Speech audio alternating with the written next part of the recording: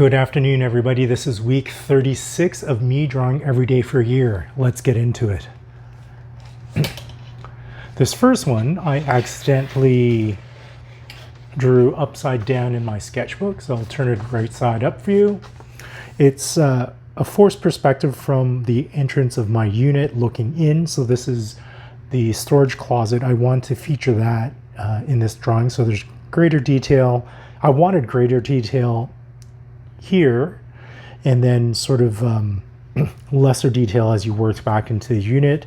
And my cat chose to just lie in front of me during that particular sketching session, and I think that it overall worked out fairly well.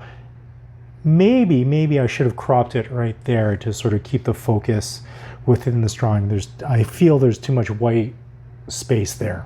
Anyways, lesson learned, and I'll carry that into my next perspective drawing of my place. Moving on.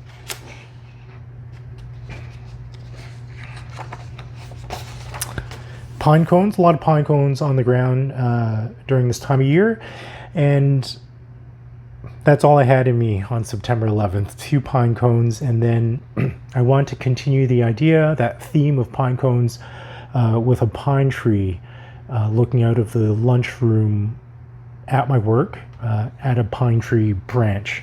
So hopefully you see the connection there. The next day was all about faces. Again, I went back to Earth's World and just took really interesting faces as reference photos and just compiled them into one spread. This actually was of my coworker Emmanuel, but he figured I was drawing him and just got up and left. So he's I guess a nervous poser, and this particular gentleman was on the subway. Again, I started the sketch a bit too late. He got up and left on his stop.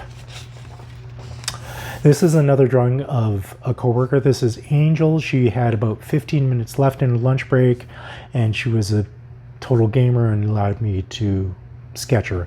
I definitely want to get back into sketching her. She's a really beautiful girl.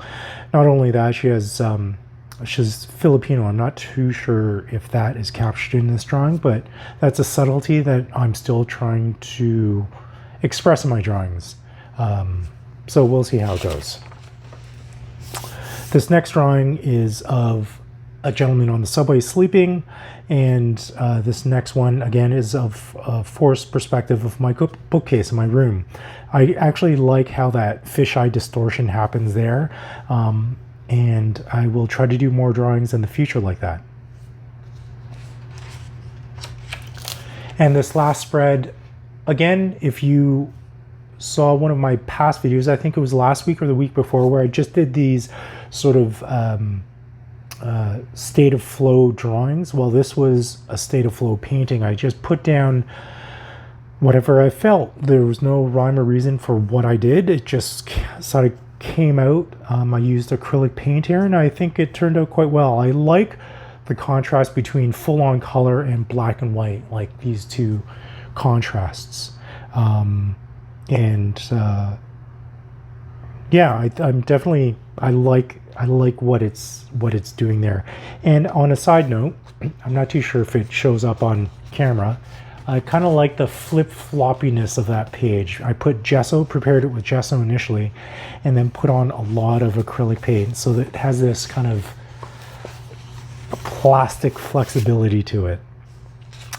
And the last drawing, which I didn't have a chance to finish, I was going to my sister's place in Milton, which is a suburb or satellite city of Toronto, and I was waiting for the GO train to get out there, and I had a chance to get at least some of this elevator up to platforms 6 and 7. Unfortunately, that ends. To me, this is a very poor ending to a week of drawing, but I hope you enjoyed it. Thanks for joining me, and I will see you later. Bye for now.